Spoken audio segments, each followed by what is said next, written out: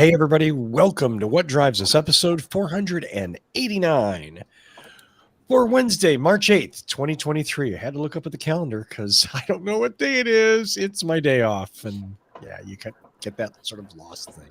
My name is Russell Frost. I am your host for this evening's adventure into advanced tech mobility and sustainable energy. I have, as always, gathered around me the best panel that will make me look as stupid as I genuinely am. Let me introduce them and get this show on the road. Let's see, next to me with the sexy purplish blue lighting, Mr. Mark Coughlin. Hello, everybody. Welcome to the show. Let's get going. We got a lot of topics to cover. Thank you so much, Mr. Coughlin. And next to him on my screen with the dynamically cool headphones, it must be Georgia McKenzie. Dynamically cool. Wow. Aspirational goals, I guess. Welcome, everybody. What Mark said. Let's go. Thank you so much, Georgia.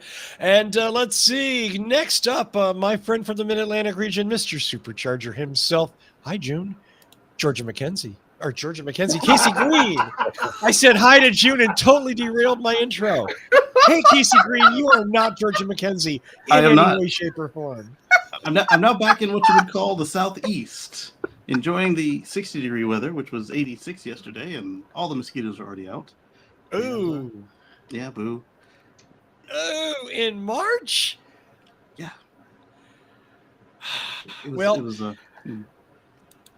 I suspect this next person doesn't have a lot of mosquitoes around his place. He is the owner and founder of Boulder Hybrids in Boulder, Colorado, Mr. Paul Guzik. Yep, that's right. No mosquitoes yet this year around here. So. They're all frozen. Yay! It's the thing I love about winter. It's the big insect reset. Okay, well, enough of that. Let's start the show. And to start with, you know those weird little water cooler chats that you walk in on at work and you go, wait, did I just hear what? What? Wait, what? And I walked in on one the other day, and one of my, all my coworkers are younger than I am, partially because of the business I'm in, partially because I'm old.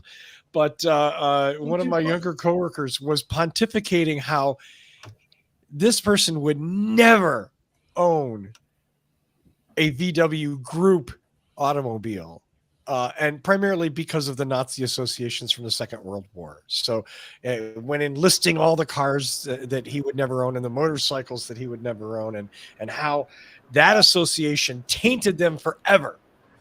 And I thought, okay, I mean, if I wanted to get into this discussion, I guess I could, but I don't really care. It seems like an odd thing 70 years later. And certainly the German people have taken a lot of action to kind of move past the Nazi thing. But better than us. I'm sorry? I said better than we have. Yeah, well, in many ways, yeah. But it got me thinking, and I don't necessarily want this to be a debate, but I do want to poll each one of you, if you don't mind responding. I'm wondering what Elon Musk has to do to get you not to support his products or his companies, or is there nothing that he can do? And that's okay too. Again, I don't want to attack anybody's position. I just want to. I want to find out what I'm interested in, these limits of like what we put up with, what we support. So I'm going to start with, just because she's laughing so hard, Georgia. I'm picking on you first, girl. First and foremost, unless my breasts are named Elon and Musk, I am not supporting Elon Musk. Wow. And even then, I have a good underwire bra for that subject. It's like, no, I happen to use something that Elon Musk misappropriated. I do not support him. And God bless the people for whom he means something. He means absolutely nothing to me. All he is an obstacle to actual progress, to free speech, and to not having to deal with his responses every time I turn around. If Musk tomorrow said, "That's it, I'm wandering off into the desert," I would honestly wish him sayonara and hand him a couple of sandbags of extra sand because he brings nothing to my world and I will not miss him at all. I'm sure he has people who love him somewhere. It's just not in this seat. Fair enough, Georgia. You're muted. Mr. Not anymore. Mr. Coughlin. What would Elon Musk have to do that would force me to what? Sell my Tesla or not buy it? I don't buy know. another one. I guess this whole idea of, I mean, it's certainly a common topic, right? We talk about boycotting companies and people who do things. We talk about shunning them and putting them out, so I guess maybe the first question is there anything that he could do that would turn you off? I think there's always something that someone could do that could get to you to the point where you're completely upset with somebody and you don't want to have anything to do with them whatsoever. There's always the ability that someone could get to that point. Yes. What that is, I don't know. I don't know what it is. I don't know how far he would have to go. But I think there is another thing, is that if Elon is going to spout out about whatever he's going to spout out about, I can also look at it that there's a difference between him and Tesla, the company. It's not just Elon that runs that company. There's a lot of good engineers and there's a lot of good management people and good hourly workers that are putting these cars together and pushing the EV mantra forward in a positive manner. And I knowing my history with EVs, I'd have to say that the EVs that Tesla provides to this point have been by far the best EVs I've ever enjoyed the use of. So I'm going to keep my Model 3 for a long time. And yes, Elon could do something or a number of things that eventually would drive me and others out. Yes, that could happen. But to be honest, I don't know what that is besides. I don't know what it is. I don't know what it could be. Run for president? Run for prime minister. Yeah. It's something that is. I don't know how far he would have to go. I really don't. Okay, that's fair. Casey Green, what does Monaco think? She thinks this is all very funny, apparently. I like the fact that her head muffs are bigger than her actual head. It's like those earphones are going to eat her head.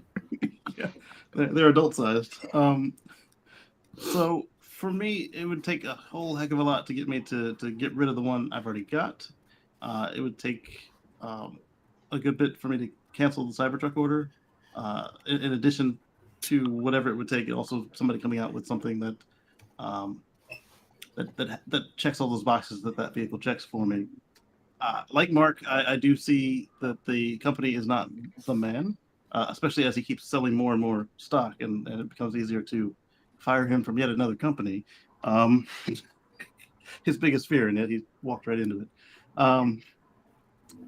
Ever since the COVID closings of Fremont, he's been vacillating between like, hey, that's the Elon we all know and like, and then like, where the hell did this guy come from? And more and more of that other one daily. However, again, he's not the only one, and the product is still great. And I mean, I would personally consider a VW not my first choice, but so I guess if I can forgive them for that, he would have to do a whole heck of a lot to by himself to get me to disavow the company. Now, if he did that thing and then the company, like the board, cut him loose or muzzled him or whatever, then that might keep them in somewhat in the good graces. But if he hit that point and they just said nothing or rolled over or said, oh well, we can't do anything, then at that point I might be like, well, I'll see you guys in about a decade or however long it takes. Fair enough. Fair enough. Yeah. Okay, Paul. You Um, have a measured, even, rational perspective here that I'd love to hear. I like Tesla products for the most part. Don't like their serviceability. I think Elon in the last year or so has gone off the rails, and he should kind of go off and do something else because Tesla's a mature company now. They don't need him. He can be an advisor, maybe a board member, which is kind of where he's heading towards anyway. He's not a day-to-day guy, and let someone else run the show. Let him go just spend his money somewhere. Yeah, and I like the fact that it looks like Tom Zhu or somebody else is lining up to be Tesla's Glenn Shotwell, and we saw that the company can execute while he's busy with Twitter or whatever the hell else he's doing. I think he was an idiot to buy Twitter, but I think he realized that and tried to put the brakes on, but way too late because of the way he got himself into it. Well, he And- got and goaded his into it. lawyers were not as good as the selling lawyers were. Well, what can I Okay. say? I think Hillary covered it best, although she wasn't talking about him. But a man you can goad with a tweet is not a man you want to put I was into not power. talking about him, but yes, it fits. And I think that the thing is, Russell, Elon Musk isn't the company. He is, and he is not. And that's the issue here. Elon Musk, for all that he wants to play Tony Stark, he didn't develop this car by himself. He is not he's not Wile Coyote. Well, he is Wile Coyote super Yeah, genius he is. in results, Yes. not Wile Coyote super genius as Wile Coyote sees himself. And that's honestly the problem we should have with every single big name who puts themselves out there as the face of either a movement or a company or what have you. It's never built on one person, and it shouldn't be, because then it won't last. And one person makes mistakes and has failures. And as far as the Elon Musk you knew, you never knew him. This is true. Let's all be upfront here. We have a parasocial relationship with people that we see on the TV or on the Twitter or that create things that we like. It's a parasocial relationship. We don't know them. And that is why it's always been very easy for me to be not giving a flying about famous people getting into trouble, getting out of trouble, because if I'm not sleeping with them, then I don't care who they're sleeping with, as long as it's consensual and legal. And if they got into trouble, well, you know something? Hope you get the help you need. It has nothing to do with me. And I would love it if we all developed that kind of relationship as for our parasocial relationships, because I don't know Elon Musk, but everything I've seen and heard about him makes me go, I don't want to know Elon Musk, and I'm fine this way. And everything I've heard about him since he came into my field of view, because literally I have learned everything unwillingly, it's just made me go, I have no idea what you see in him. And it would be great if we all understood that the reasons why we like a Tesla, it's not Elon Musk. Don't buy it for Elon Musk. I wouldn't buy a Tesla for Elon Musk. I wouldn't buy the Cybertruck because I just don't like the Cybertruck. It looks terrible. It looks like they didn't finish the modeling. I would probably go with a Rivian, because if you look like somebody needs to drop your model through some NURBS to make it a more appealing physical specimen, I don't want to buy that, and I wouldn't want to drive that. But it's got to be individual. And so I think that the right tack here is that, would I support Tesla? Sure, I would. I want Tesla to succeed. You know why I want Tesla to succeed? Because we need every opportunity to have excellent EVs on the road to replace ICE vehicles. That's it. There you go. Well, thank you so much for that. No. So about last night, the exchange he had last night with the wait. Are you running cover for Elon on last night? No. That it's really hard to square that guy with the guy who cries on the news about people who are suffering. And no, oh Jesus. Okay. It's actually That's very all I'd easy say. to square that. So that's not. Yeah. Okay. It's called sociopathy. Oh, I'll do it. Um, I'll do it. Fair enough. Fair enough. I didn't even want to bring that up. And just to be clear, even though I started with this thread with Nazis and I went to arguably a Nazi enabler, I was not making a direct connection there. Okay. Okay. He does have some friends who lean that way. Yeah, he's got a lot of friends. Yeah, he's got a lot of friends that way. There you go. Well, let's go to something maybe more informative, maybe more on topic, but it is. And I do want to say thank you to all of you guys. I appreciate hearing your opinion. So thank you for offering that. Mark, I like to read the titles that we put on our news stories. And there was like some copy and paste errors in here. And it kind of, the copy and paste title is probably better than the original one, but it has something to do with Norway and electric cars. That's all I know. Norway has become the world's electric car capital, and we've known this for some time. Whenever people talk about will electric cars work, will they fail, Norway's name comes up as a country that's done something correct. And Norway, at this point, are selling in the area of 80% of new cars being sold in Norway are now electric. Wow. And of all the cars on the road in Norway today, 20% of those cars are electric. So they're actually moving the needle, pushing everyone into an electric vehicle in Norway. And the other great thing that you don't even realize with Norway is that Norway is an Arctic country. They have got a lot of snow in winter that happens in their seasons. And if Norway can do it with electric vehicles, that means pretty much anybody can do it. Because, what was that? I don't know. Somebody hit the rumble strip on the road. Someone's upset about Norway, I guess. But Yeah. It must be Will Ferrell. That's who it is. Okay. So what we've got is we've got a country that has done it right. And this article kind of goes through the different pieces that made Norway success. And you can read through the article. It's linked in the show notes, spelling mistakes and all.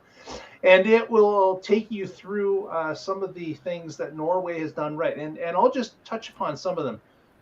The one thing that Norway had from the beginning, which really pushed itself towards EV, is they had a vast amount of electric generation. And they did this through a sustainable source, hydropower. 90% of their electricity is generated by dams and water flow. So out of the gate, they knew that buying fossil fuels or generating fossil fuels internally was something that was going to cause pollution. And they already had the renewable, pollution-free resource of electricity in their country. So Norway decided about 18 years ago to push the population towards EVs. And they did it through a series of tax breaks and price reductions, incentives for the EV purchases. As well, on the other side, as things started to roll, they started to disincentivize people from buying a gasoline vehicle because there were higher taxes and levies on those vehicles. So they first introduced the carrot and the stick type thing, where they were dangling a carrot for people to buy the EV, and if you eventually didn't buy it, they'd hit you with a stick and say, well, you should buy the EV. Get the carrot. Go ahead, get that carrot. So Norway over time employed this to great success, and we can see that in the numbers that I just quoted. So that's a plus. The other thing that Norway did is over time they discovered that they had great gasoline and petroleum deposits that were within their country's border. And in order to fund the carrot that we just talked about, they have sold their resources to other countries, sold the gasoline and petroleum reserves, and received tax income from those, and used that money to incentivize EV purchases within the country. So they're not, it's not like the country said, were going to ignore the resource and just keep it in the ground, they sold it to other countries, and those other countries have most likely burnt it and used it. So it's not like they've, they're complete angels on this. They've decided that they're going to use the cash from that to incentivize EV and sustainable production within their country. But at least they've gotten their country off of the petroleum roundabout. They're completely free of it. And now, at this point, those incentives we were speaking about are starting to be reduced.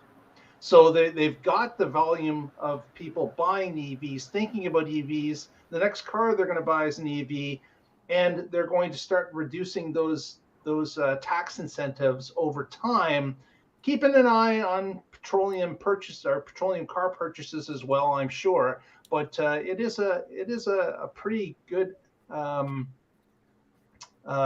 that they had in place, and it's been very successful for them. I'm hoping that other countries and the United States has just introduced this IRA, and it's kind of a carrot and stick type scenario as well. Not much stick at this point, but there is a carrot available for people. And over time, the U.S. may adopt this type of scenario. The IRA, as we've talked about several times on this show, has allowed more manufacturing to come to the U.S. of batteries, of cars, of electric vehicles. And it may be something that works just as well. But at least we can all look at Norway as to a plan that was well thought out and has actually worked. A real world program that did produce results. I'm sorry, Georgia. That No, I was just... that they. Go on ahead, Casey. The way that they set the example of saying, hey, look, not only do we have this oil, we don't even need it. Do you want some oil? I think that kind of sets a good example for the other nations. It's that, hey, you don't need this stuff that we're selling to, you can have another choice. And it goes beyond that. The fact that the way that they handle it wasn't to just drill, baby, drill. They treat it as a common good, common resource. And decades ago, they decided, hey, we're going to meter it out in this way, and we're going to. They were least affected out of many of the oil nations by some of the larger swings we've had over the last couple decades, because they weren't trying to plunder and pillage all at once. They had planned to the point where sometimes it actually hurt them. They could have made more profit, but they said, no, that's not on our schedule. We're not going after that. You say plunder and pillage like it's a bad thing. I was going to use another word, but it's not sensitive. Okay, now we go to Georgia, who is...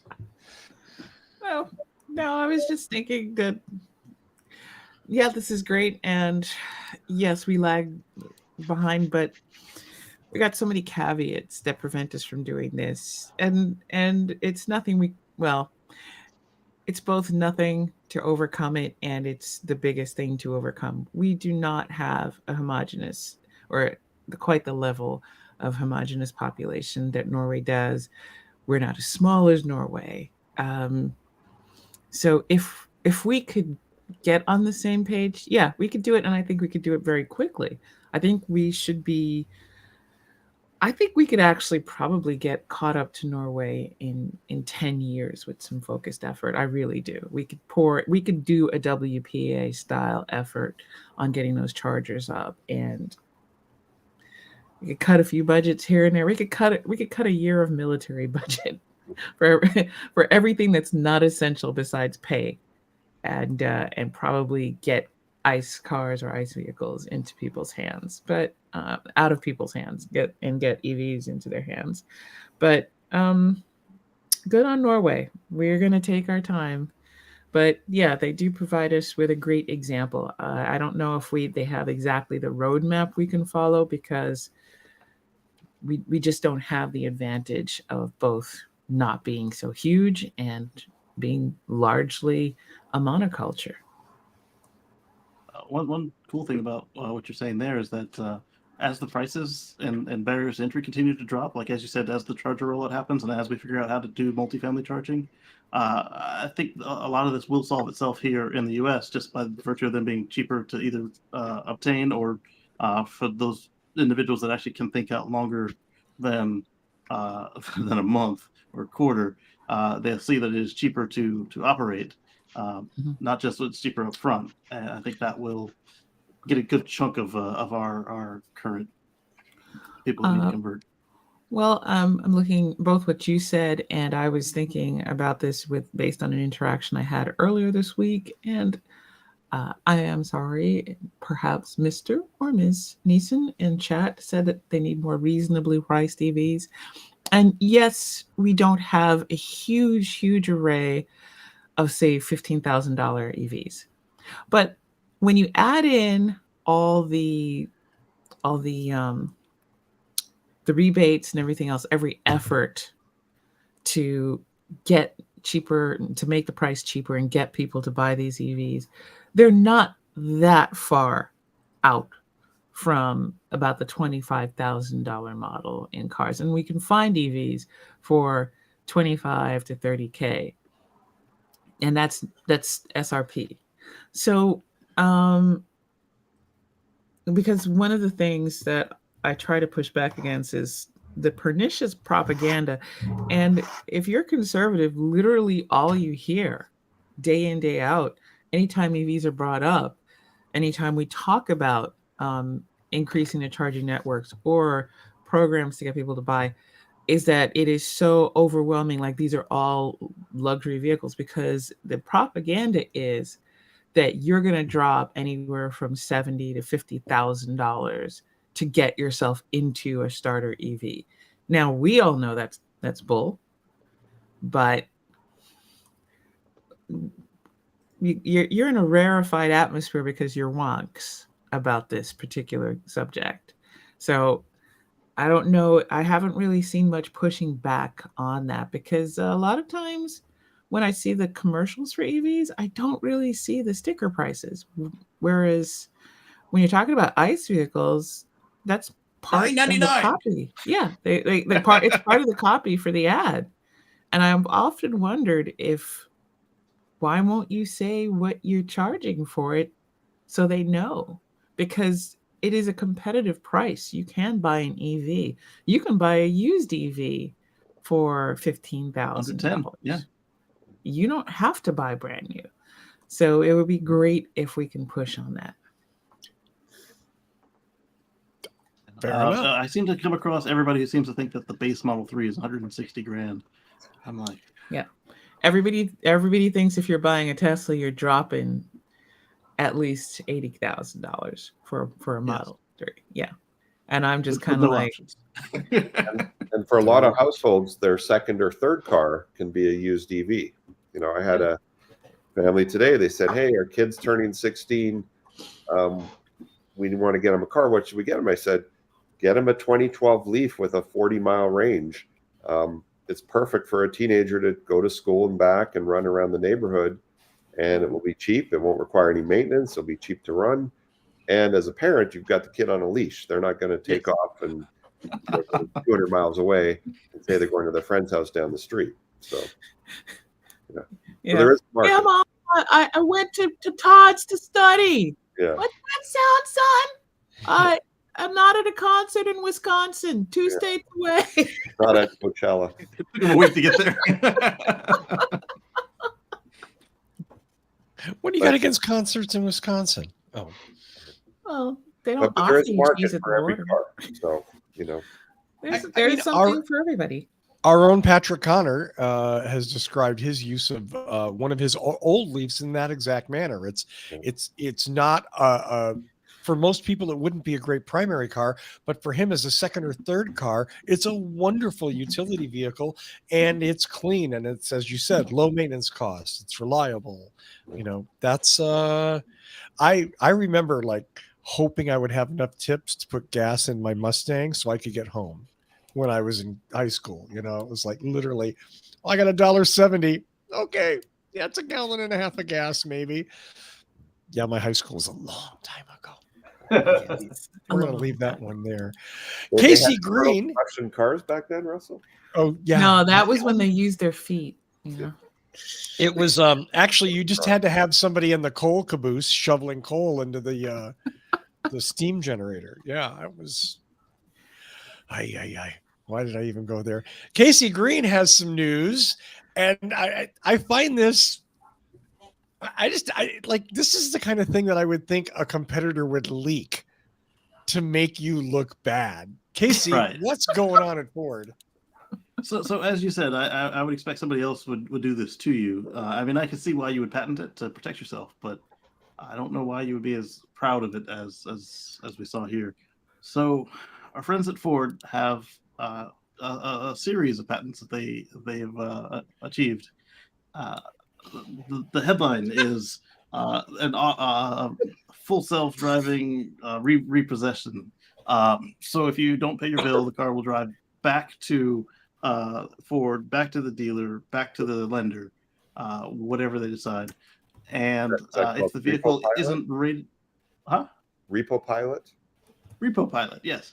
And if the vehicle isn't rated to actually drive unattended, it would just take itself away from your location into the waiting arms of the repo tow truck. Those two were the headline. It gets worse. It gets worse. So those I don't like, just because I've had experiences where the banks fail to do the two jobs they have. One is give you a stack of money to get your car, and the other is to collect smaller stacks of money from you every month and note them correctly. And I've had a couple lenders where they didn't always note it correctly. Not to the point where they ever were threatening to come get my stuff, but I can imagine somebody else having more of a hard time and not being as much of a self-starter as myself to go and reach out and be that thorn in their side when they make these mistakes. Ending up on the end of this situation, coming out and finding that the car is not there. Yes, that already happens today with the repo truck, but at least if you show the repo guy all the receipts, they might not take it. I don't know. It gets worse though. Like I said, in the lead up to the repossession, or if they can't get the car because it's blocked in or it's in your closed garage, which if it's in your closed garage, they might be able to activate your garage door opener and just drive out. But say you didn't program the garage door opener, or you unplugged it or whatever. They start doing things like annoying you with sounds. It sounds innocent and annoying, but all of these other steps that they take are not just dangerous to the person who is supposed to be driving, but to everybody else on the road with them. So if somebody is already irritated, they're going to make poor choices, and they might road rage, or they might miss key details like your car and your family. The next thing that they talk about is doing things like disabling the HVAC. So in the summertime, in modern cars, that can be pretty deadly. Just like in modern houses, we don't have cross breeze anymore. So if you open your windows, that doesn't work. If the power's out and the AC's out and it's like a blistery day, there's not much you can do about it. And cars still have windows that roll down, but they're not as comfortable as they could have been in the past. Oh no, they'll disable the windows too. I can see them doing that, and then that's going to be a lawsuit of the century right there. Smash it out. Right? So, can I ask a question here? Yes. Okay.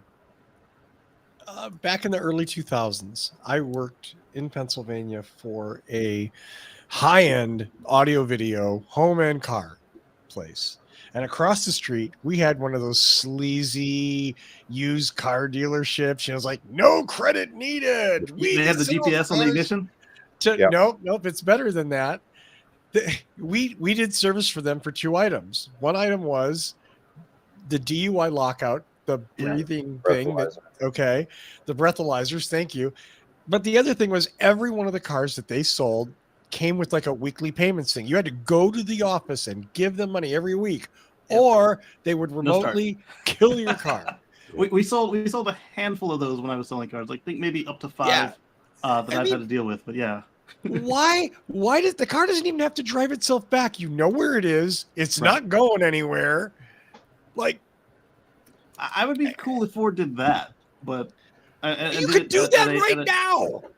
That wouldn't be as bad as this. Yeah, they're not putting anybody else at risk, and at that point, that person now does have to argue with you to get your car turned back on. Versus, hey, I'll deal with it after I get back from. Well, and in most states, as the lien holder, you can't just go take the car. I mean, you have to follow a process. You have to send a certified letter you have to wait so many days for a response. If you get no response, then you can start the process to go take the car away.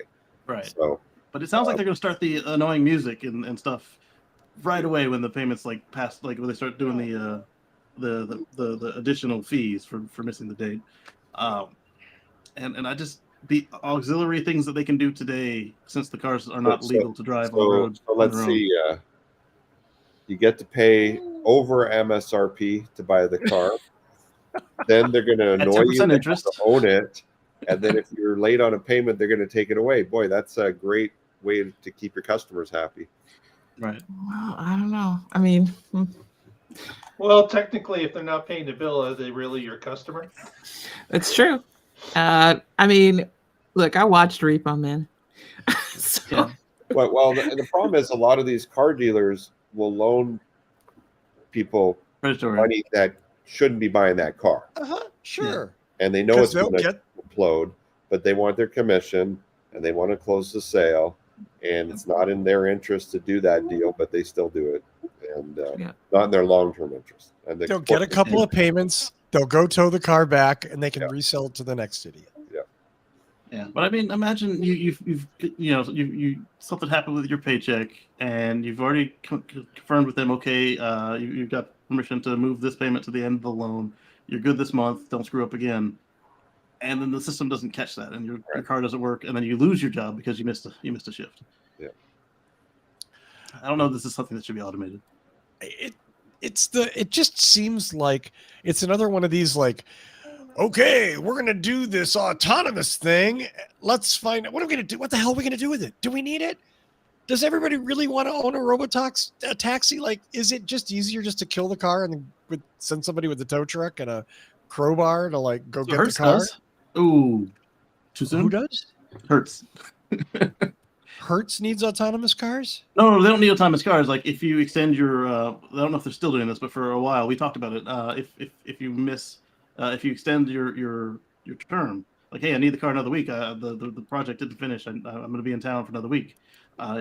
You find yourself running down the road and getting stopped by the police, put in jail, or you come out and the car's reporting him as stolen. Yeah. Well, they were doing that even if you return the car, they just didn't properly put it in, and I mean, literally ruining people's lives because for years having it as the car was stolen by them. Yeah. Automation #1.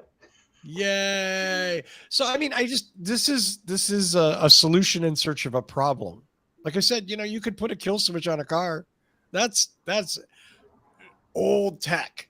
But anyway. Some of these less than great car dealers, and in the industry they call them buy here, pay here. They're basically used car lots that do in-house financing. And now the new technologies, they put a pin pad in the glove box, and you can give them a credit card over the phone or through a website. And then they give you a code that if you enter the code, the car will work for another week or a month or whatever. Interesting. So you don't have to go back to the dealer to make your payment. But if you don't make a payment, they break your car, basically. Right. So. And one of the selling points they tried to say is, now your repo men aren't at risk of getting assaulted by the former owner of the vehicle. It's kind of like policing today. I mean, it's dangerous, but it's part of what you signed up for. And like Paul's saying, if they're not too far off and they'll get back on their feet, just make them call you or put in a code or do it over the web or however, just like the ones that you do. I don't know. This is sort of like the conversation that we've had several times on this show about features. About subscription features and turning things on and off. And, again, isn't the old days where you're buying a collection of hardware that somebody put together and it's yours and you can do whatever the living hell you want to do with it. Now, more and more, we're looking at licensing technology and buying things that a manufacturer or a dealer can adjust after you've paid for it. And that's going to change things. It's going to make things better for some people and probably worse for lots of people. Yep. The timing is straight as we head into a period of financial uncertainty. But man, like you said, it would have been awesome if Chevrolet had done this and announced it. Hey, look what Ford just did. Right. they're like, look what we did. We're so proud of this. All right. I mean, the only people are going to be happy about that is Wall Street for, Yes. Ding. Yeah. A And little the light repo went guy off. who has been assaulted once or twice. Right. Okay, Paul. Well, speaking as the only actual car dealer on this panel, as well as a technician, Paul has a story about. Yeah. Thing that's sort of happening in Colorado is not official yet, but a program they're going to call Vehicle Exchange Colorado, and it's kind of a new twist on cash for clunkers. Starting this summer, if we're lucky, people in Colorado will be able to trade in their old gas car and use that money up to $6,000 for credit on a plug-in vehicle, a new vehicle, or $4,000 on a used plug-in hybrid or electric vehicle. And it's pretty cool. They're still ironing out the details, but they're also going to allow you to stack the rebate. So if you get rebates from the utility, other state or federal tax credits, so maybe we'll have free EVs if you trade in your Maybe you're pulling the polls and Honda. he gives you $100 and you take That's the right. new car. And Why to not? get people from going out and buying Craigslist beaters, they're going to have some rules like you've had to have owned the car for a year before you can trade it in. So you can't just buy cars to flip. The car will have to be operable still. But the cool thing is, if it won't pass emissions, they'll take it, which is a great way to get old cars off the road back like the Cash for Clunkers days and say, well, you got this car, you can either spend $3,000 to fix it to pass emissions, or we'll give you $6,000 off the price of a new EV if you just donate it to us or give it to us. So I'm hoping it will go through, and yet another reason to be in Colorado. And so, unlike Cash for Clunkers, they have to buy an electric vehicle in this program.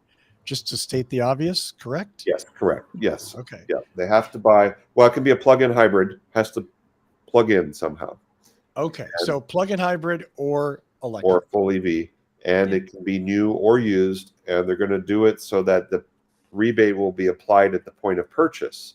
So it comes off, your sales document at the car dealer, not you pay for the car and then apply for it on your taxes 10 months later and hope you get the rebate. So, Paul, I realize you didn't write this bill, but do you have any idea? Yeah, I know. So I'm going to ask a question knowing that you may or may not know the answer. If so, I get rid of my clunker, they give me a credit. What if I'm buying a car? You'll trade it in. Again, it's not 100% clear how it's going to work, but it sounds like you'll take your clunker to the new car dealer or the used car dealer and say, I want to buy this plug-in whatever. And they'll say, okay, we'll give you $4,000 or $6,000 trade-in, and you drive away in the new car. So basically, looking at the numbers, a savvy buyer could actually get something like nearly $18,000 off the cost of a car. Yep. Because we're talking, we got this Cash for Clunkers deal. Yep. We've got a rebate of up to $5,500 from the utilities. And there's also the federal tax credit you might be able to stack it with. And if you could stack all three, that's $18K off a car. And the other good thing is they're capping your income level. So Richie Rich isn't going to get the benefit. It's going to be more working class people. Right now it says 62,000 income limit for one person, or 103,000 for a family. So you're not going to get people going to buy the Lucid Airs. Getting this. So they're trying to mainstream EVs and get the old cars off the road. So if you're in Colorado, hopefully you're driving a 2003 Honda Civic that's on its last legs, and you've owned it for at least 6 months. And when this program goes into effect and you can't pass the emissions test, you'll be able to trade that clunker in for $6,000. Wow. It sounds a little bit like a positive rework on Cash for Clunkers. I did have a couple customers bring in their old pollution mobiles, and so we did give them the money directly into the deal for the Cash for Clunker, and then they also bought a hybrid back when the hybrids were still receiving tax credits. Yeah. So they got that credit they stacked, and then they drove off in. That was the plan, was to get cleaner cars on the road with better fuel economy, and it did just that. But other people just bought, just a large sedan or a small SUV, which was better than the old car, but not by much. There you go. This coupled with more charging infrastructure, cleaner grid, they're all good things, and maybe other states will follow suit and see what happens. As divided as Colorado is politically, it's cool to see programs like this getting passed. Yeah, well, realistically, where all the people live in Colorado, it's pretty blue. There's Right. a few red pockets here and there, but governor's very blue, and there is a battle going on with the oil and gas industry in the state, because there is an oil and gas industry here, but more and more people are drinking the EV Kool-Aid. That's what I was going to ask, Paul. Obviously, you're in a metropolitan area, but have you heard much complaints from people that you regularly rub elbows with about such EV-friendly tax incentives? Unfortunately, I'm probably in the bluest part of Colorado, so my circle of people is a bad example. No real Americans, huh? Yeah, if I went to they call the Western Slope, the far western part of the state, or the far eastern part of the state, I'm sure I'd get different opinions on these darn EV things. I got my diesel pickup truck. That's all I need. Yeah. Fair enough. Yeah. But most of the people in Colorado live along what's called the Front Range, the Denver, Boulder area, just on the eastern side of the Rocky Mountains. Well, there you go. Yep. Thank you, Paul. Always good to have good news. And speaking of good news, Casey Green has an exciting new thing that will come to India. Yeah, India. So I saw this and I love the design, and I was like, Russell, I have to share this with Russell. So I did. Yes, you did.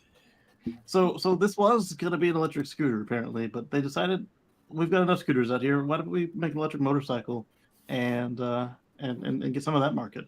So it's not terribly expensive. I mean, it probably is expensive for India, but it's not terribly expensive for an EV motorcycle. It's got 40 horsepower. I mean, it's very, very nicely styled. You can get about 129 miles on a charge. Nice. And with a maximum range of 192 miles on charge if you get the big model, and they start at $4,613 US, all the way up to $6,667 US. And on the completely opposite price side of the price spectrum, we've got this. It came out today. It's not on sale yet, but you can reserve it. It is an EV RV. Now, this is similar to a concept that we showed you a couple of years ago from Germany, where the trailer has an 80 kilowatt hour battery, and there was music. I'm sorry, I take it back. There was no music when I listened to it before. So when you're traveling, it's at this lower height. It's got electric motors in two of the wheels, so it actually cancels itself out for 300 miles of range, assuming you don't overload it. And then after that, it becomes a regular trailer, but it's got lots of solar. And when you stop, it pops up. But these are hard sides. So if you've got a 25 mile an hour gas car, it's still a 25 mile an hour gas car for 300 miles. Or if you've got a 300 mile EV, you still have a 300 mile EV. And when you get parked, I don't know why you'd park under a tree with all that solar, but I guess it makes it for a pretty picture. It pops up, and then you can. It's got like a Rivian camp kitchen style outdoor kitchen, as well as got a nice indoor kitchen with a induction cooktop on both sides, as well as an electric oven. And I thought it was pretty darn cool. It should be available next year, and you can reserve one today. There's that. Is there a price mentioned? Yes, there is. And there's a dishwasher, sleeps 4. There's a window in the bathroom if that's something you want. The price is starting at $118 after taxes, It is cheaper than many other self-propelled vehicles, but it's not really in that same category because those self-propelled vehicles, you can kind of sit in them and drive them rather than still needing another car to pull them along and guide them. Hold on, did you say 118K? Is that what you said? I did. And Mark, that's American dollars. Wow. American dollars. Yes. That thing is enormous. Yes, 27 feet. Yeah, 27 feet. Yes. That's not a trailer, okay? That's a roadblock. Well, maybe. So when you're not camping, you can plug it into your house and use it as auxiliary power or as a backup generator because it's got an 80 kilowatt hour battery. And while you are at camp, if you're not using all the power, you can then use it to recharge your EV.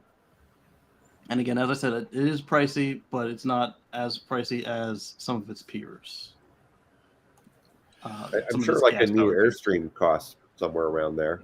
Exactly, Oh, yeah, and it's definitely. gas. Yes. Oh yeah. Yeah. I mean, I'm not. It's more the size that blows me away than the price. It doesn't shock me at all that it's hella expensive. This is not made for the masses. This is made for people with a Cybertruck, maybe someday, or a Rivian, or a Model X, or Casey's. I get that. Yeah. And it makes sense, especially having the power assist trailer with an electric vehicle. Yay, range extension. And you don't have to go to Germany to get it anymore because they weren't, for some reason, just not exporting it. It was just only in Germany. It's those damn Germans again. We started the show with Germans. We're ending the show with Germans. There you go. There's some real anti-German sentiment going on here. Not necessarily. Oh, not me anti-German? Oh, yeah. JC pointed out he German. said it wasn't cheap with that 80 kilowatt hour battery pack. I bet you that's exactly where most of your money is going is to the battery pack. Well, I mean, come on, wait. 80 kilowatt. 80 kilowatt hour. Yeah. I think it's a 27-foot pop-up. This is where most of the money is. Now, if they could make it autonomous, you could just send it out to the campsite the day before. Well, I was just thinking that, frankly, what if your Ford EV truck is repossessed and it takes your little camper with you home with it? Honey, we better not take the Lightning. I missed a payment. Sleep at the campsite and wake up in the repo lot. Outside the repo lot because it won't be able to fit. But it's a luxurious. No, it's gorgeous trailer, Casey. Without a doubt. Well, thank you very much for that. Let's do some shout outs and go home. And I'm going to start uncharacteristically with Georgia McKenzie. Really? Well, I know. Yeah, usually saves you for last. Usually, yeah. Do I need to save you for last? Would you like to be last, Georgia? No. For once, let me come first. There you go. You said. Oh, you demanding women. I am. Hey, shout out to you, listeners, and congratulations, June, on your purchase of your new Tesla. Shout out to you because you chose an EV over an ICE car, and that's always a good choice. And my wonderful thanks to I was taking the bus because I've been working in an office for the past couple of days, which is why I don't have anything to talk about today because I'm tired. Shout out to all our public transportation drivers for doing it safely, keeping our roads from being even more clogged and crowded. I was in a traffic jam that allowed us to move approximately 15 feet in half an hour. That was fun. I have not been in one of those in a long, long time. So shout out to public transportation workers everywhere, and also go Union. Yay! Thank you so much, Paul Guzik. What's do you have any cars, Paul? Got a few cars. Still a little light, but getting more inventory in, and it is in the used car business tax season, where cheaper cars sell really well this time of year because people get their tax refund checks and they use that as a down payment, or even go buy a whole car. So hopefully it'll be a good month for us if we can get some more inventory. And speaking of inventory, anybody in Colorado along the Front Range, if you need a car, talk to us. If you have a car that's broken, as long as it's a hybrid or an EV, we can fix it for you and squeeze some more life out of your old car if you don't want to buy another newer car. So check us out at boulderhc.com. Definitely do that. I bought my car from Paul. That's right. That's like what, That 2 years ago, 3 years ago? God, it's been almost 3 years. Yeah. Loved my Prius. There you go. Yeah, you didn't have to fly with a mask. Casey Green. So on Sundays, if you like this, I've got a show, youtube.com at Casey Green. Talk about electrifying all the things, cleaner, greener life, and find stuff like that EV, RV, and solar panels, and Teslas, and Fords, and so on and so forth. So if you like this, and more Elon as well, and a bit of Elon as well. I try to minimize that, but yeah, he if it fits, I'll talk about him as well. Yeah, Just for Russell. Just Russell take. Go ahead, bring it. I'm so. I try to minimize like the rumors and the futures and the coming soon. Like if it's not like really high quality source, like the Mexican Gigafactory, I didn't touch that until I saw that it was a for sure thing, because we had so many rumors, and even when the Mexican government was talking about it, it still wasn't done yet. And that last one, it looked much better. Let's talk about it. And then it showed up at the investor day. I was like, yeah, I can say for sure now this is what's going on. There you go. And last and certainly not least, Mr. Mark Coughlin. I would like to ask the viewers out there, if you haven't already, please give us a thumbs up on the video, press that subscribe, help us out. And throughout the week, if you want to be connected to What Drives Us, you can just look us up on the social media forums. We're everywhere. Just look up What Drives Us, connect to us there, and you can see as the week goes on, the news starting to flow. Russell and group will get you the information you need so you're on top of your EV game. And with that, back to you, Russell. Thank you so much, Mr. Coughlin. As always, I want to thank Michael Mandering for his amazing theme music. Visit him at manthing.com and buy a song or buy an album. I am not monetizing What Drives Us videos any longer. This frees us up to do some things that we haven't done in the past, and hopefully makes for a better viewing experience if you don't watch live, because it won't be peppered with 11 billion commercials. The amount of money that we get from YouTube was so incredibly minimal. So I don't have a big pitch right now for a way to support the show other than subscribing and Join the membership. Yeah. So thank you for that, and enjoy, I hope, the new non-commercial What Drives Us. I want to thank Paul Guzik, Casey Green, Georgia McKenzie, and Mark Coughlin for being on my favorite weekly show. Thank you so much. I want to thank everybody in the chat room, except for Zach, and everybody who watches and or listens, because you're the reason we do the show, except for Zach. Have a great week. We will see you soon. Download us next time and find out what drives us. Thank you, Casey Green. Bye, everybody. Stay safe. Stay safe, everybody. Drive safe.